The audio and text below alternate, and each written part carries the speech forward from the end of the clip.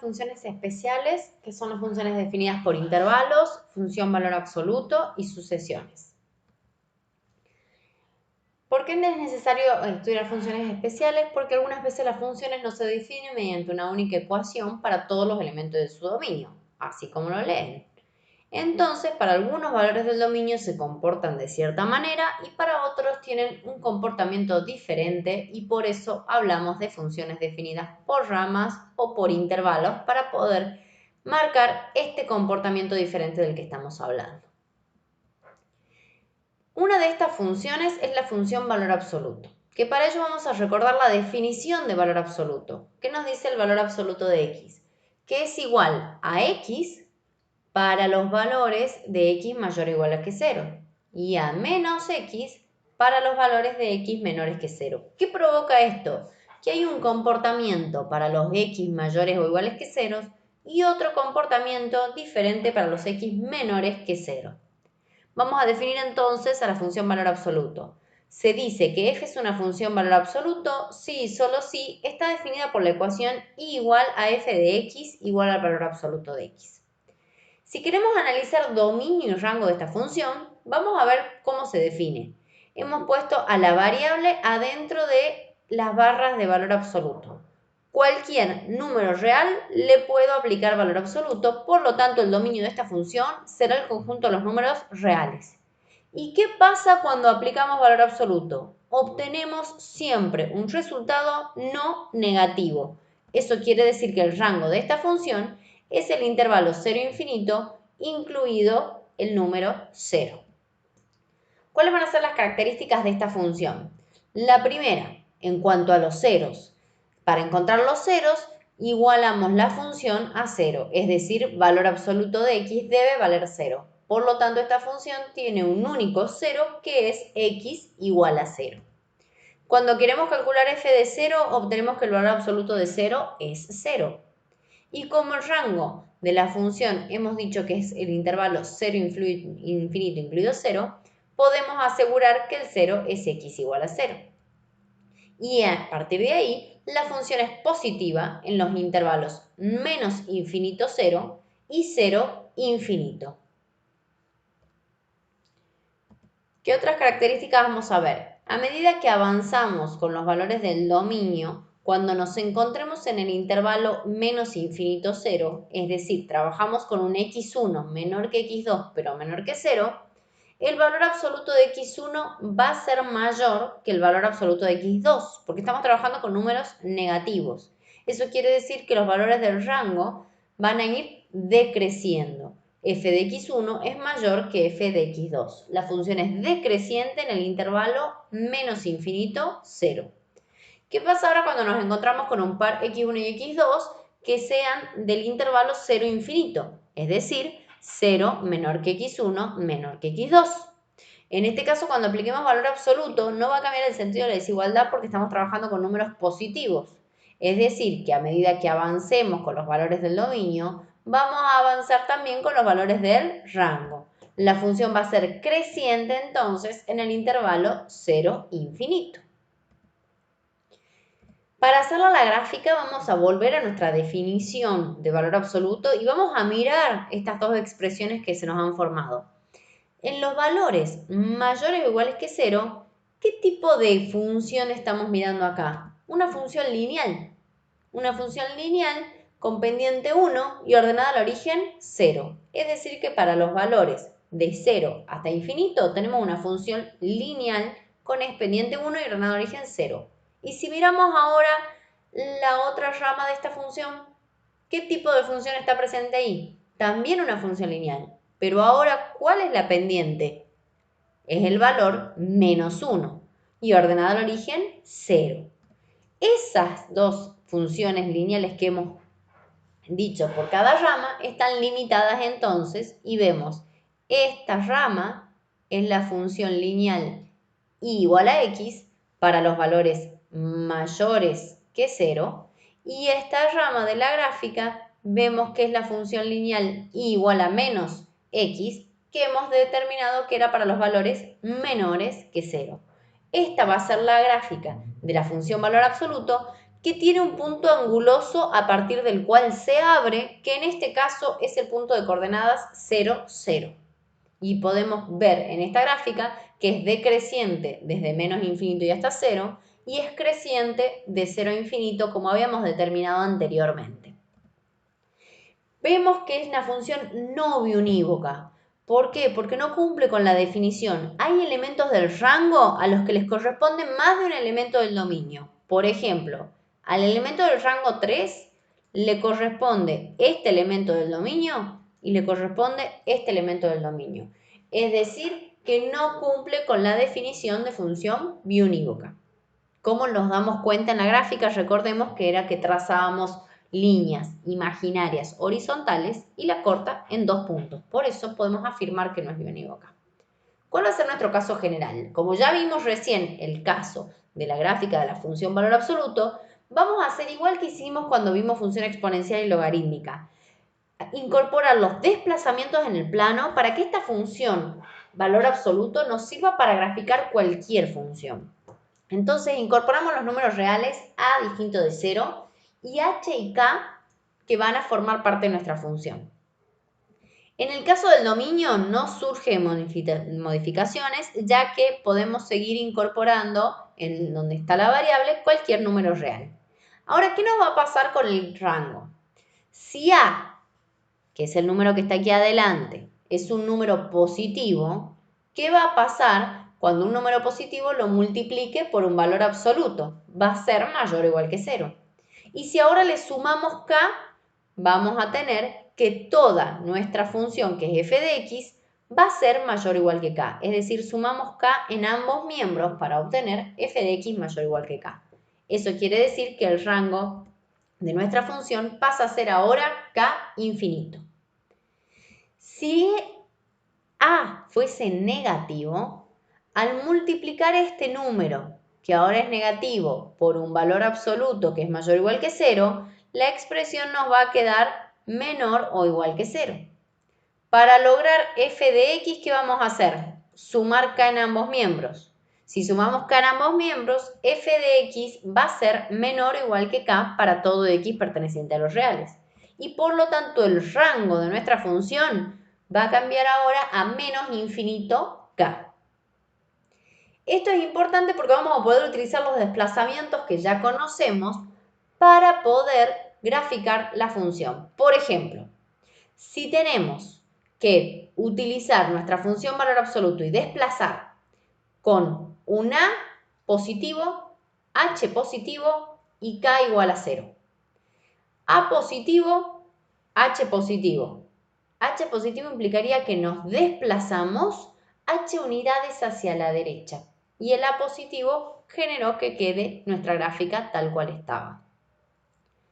¿Qué hubiese pasado ahora si hubiéramos tenido un H negativo? ¿Cuántas unidades se desplaza y hacia dónde?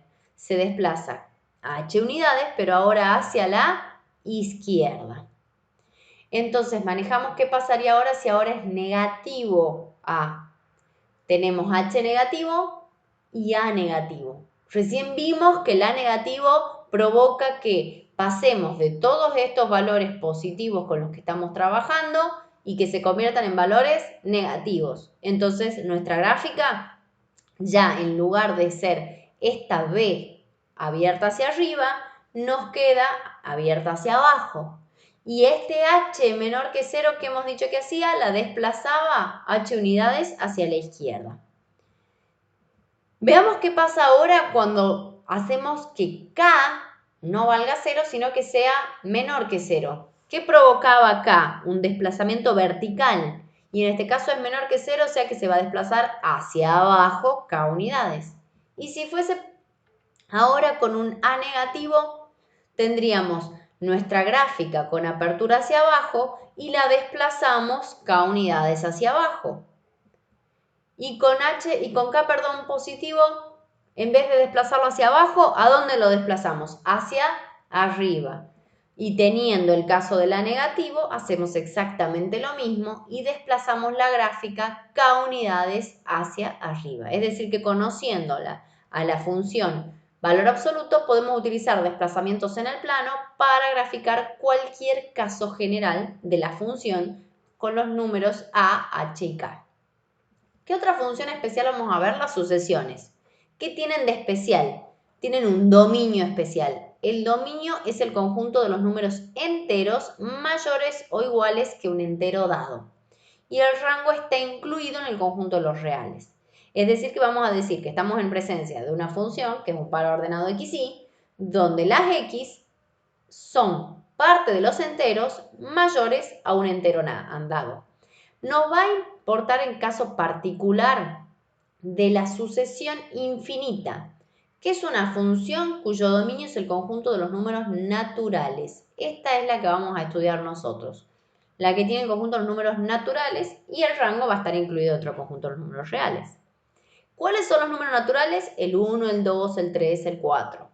Entonces vamos a denotar directamente al primer valor de nuestros pares ordenados con el número n, para saber qué es el 1, 2, 3 y 4, que ya sabemos que son números naturales. Como este dominio está dado, el rango en esta función tiene un nombre especial. Y ese nombre especial viene dado por a sub n. Es decir, que los elementos del dominio van a ser n y los elementos del rango lo vamos a llamar a sub n. Como estos elementos están dados, vamos a tener el par ordenado 1, a sub 1, primer par ordenado, 2, a sub 2, segundo par ordenado, y así sucesivamente. Entonces, los elementos del rango le vamos a llamar términos de la sucesión. Esos a sub 1, a sub 2, a sub 3 son los términos de la sucesión. Y por ende, a sub n va a ser el enésimo término de la sucesión o término general, así lo vamos a llamar. Si estamos hablando del conjunto de los números naturales, está claro que cuando hagamos la gráfica vamos a obtener puntos aislados en el plano. El dominio ya está especificado, que son los números naturales, y el término general, que habíamos dicho, a sub n, directamente va a connotar los valores del rango y va a ser la notación de la sucesión. Entonces empezamos con 1, a sub 1, 2, a sub 2, 3 a sub 3, 4 a sub 4 y así sucesivamente. Resulta muy importante ver que para que esto sea función, no puedo tener dos puntos en la misma altura vertical. Entonces, acá hay que tener mucho cuidado con la unidad de medida y utilizar sí o sí los números naturales. Porque un error muy frecuente es ver que empiezan a hacer puntos directamente a lo largo del plano y no respetan la definición de función que me dice que para poder corroborar gráficamente tenemos que imaginarnos líneas verticales y no debe cruzarla en más de un valor. Entonces, si graficamos dos puntos a la misma altura, no vamos a estar graficando una función. Y acabamos de decir que las sucesiones son funciones especiales. Veamos ahora otro tema que son gráficas de álgebra de funciones. ¿Por qué tenemos que ver esto? Porque existen situaciones en las que es necesario combinar dos o más funciones para obtener nuevas funciones. Por ejemplo, cuando vemos ingreso por venta y costo de producción. La función beneficio, es decir, la ganancia por producir y vender X unidades, va a ser el resultado de una resta del ingreso menos el costo.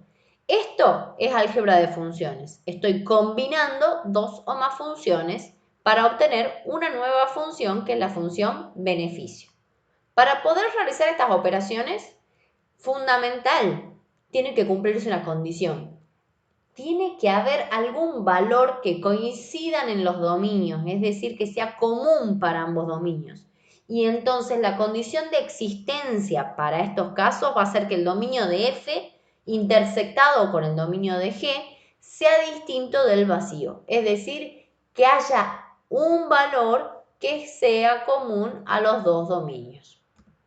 Con eso vamos a poder definir entonces, cuando se cumpla esa condición de existencia que acabamos de decir, vamos a poder definir a la función suma directamente como el par ordenado que se obtiene el elemento del rango haciendo la suma de ambos.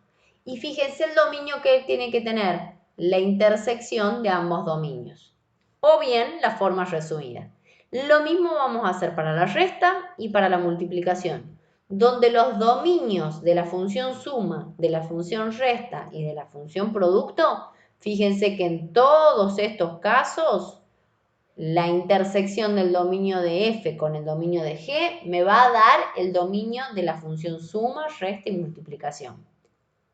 ¿Qué nos tendremos que fijar para la función división? Como siempre, tenemos que tener en cuenta que no podemos dividir por 0. Entonces, además de nuestra condición de existencia que ya tenemos para los 3 casos anteriores, le vamos a agregar esto, que es que el denominador no valga 0. Por ende, vamos a poder definirla a la función cociente haciendo la división entre ambas funciones, entre ambos rangos, para obtener el rango de esta nueva función, y para los valores del dominio, a esta intersección le vamos a agregar la condición de que sea distinto de 0. Y ahí vamos a poder tener nuestra función cociente. El dominio de la función entonces tiene que tener esta consideración de que el denominador no puede valer 0, porque la división por 0 no está definida.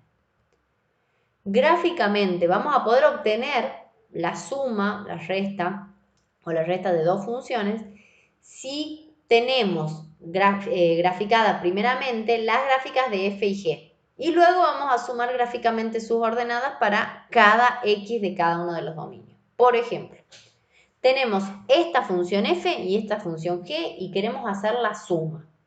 Tomemos, por ejemplo, este valor del dominio. En este valor del dominio, lo que está trazado ahí con naranja es la medida del valor de la ordenada para ese valor del dominio en el caso de g. Y le queremos sumar la medida de la ordenada de f. Fíjense que tienen la misma medida. Si sumamos esos dos segmentos, obtenemos este segmento que está ahora trazado con color rojo. Este valor que está ahí va a corresponder al valor del rango de nuestra función suma. Tomemos otro valor ahora, por ejemplo, este valor del dominio. Lo que está trazado con celeste es la medida del rango para la función f. ¿Y qué pasó con la medida del rango en la función g? Es negativa, es decir, que cuando yo haga la suma, me va a quedar un segmento menor al que está con color celeste, que va a ser este, que es el rojo. Es decir, que aquí va a haber un punto de paso de mi función suma. Si hago, por ejemplo, a este valor del dominio, en este valor del dominio tenemos el valor del rango de f, es esa medida del segmento celeste. Si le agregamos ahora el segmento naranja que representa la medida del rango de en g, vamos a obtener este valor que es mi punto de paso de la función suma. Y así podríamos hacer con varios elementos del rango para ir obteniendo los valores y obtener de manera final, gráficamente, a la función f más g. De manera análoga podemos sacar f menos g, solo que ahora a los segmentos lo que vamos a hacer es quitarle el valor del segmento de la otra función y vamos a obtener la función resta. Con esto finalizamos la clase de hoy.